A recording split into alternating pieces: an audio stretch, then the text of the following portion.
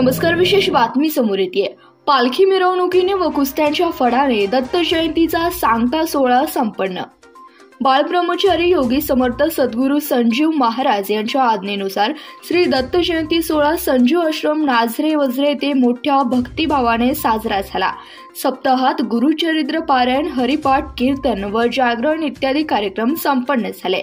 शनिवार दिनांक 14 डिसेंबर रोजी सद्गुरू संजीवदास महाराज यांचे शिष्य सुखदेव आदाटे यांचं सकाळी 10 ते 12 कीर्तन व दुपारी 12 वाजता श्रींची फुले पडली. त्यानंतर गोपूजन, आरती व महाप्रसाद वाटप करण्यात आला. तसेच सायंकाळी 4 वाजता श्री दत्त पालखींची मिरवणूक नाझरे गावातून संजीव लेझे मंडळ यांच्या मनमोहक नाच गाण्यासह व दिंडीसह नाझरे गावातून काढण्यात आली. यावेळी असंख्य भाविक भक्तांनी दर्शनाचा लाभ घेतलाय. श्री दत्त जयंती निमित्त 2 दिवस यात्रेचं आयोजन करण्यात आलं होतं. यावेळी पोलीस उपनिरीक्षक रुपाली उबाळे मॅडम, पोलीस नाईक, जाधव, माने, भोसले, चोरमुले तसेच नाझरे परिसरातील पोलीस पाटील यांनी चोख बंदोबस्त ठेवल्यामुळे यात्रा शांततेत व समाधानकारक झाली.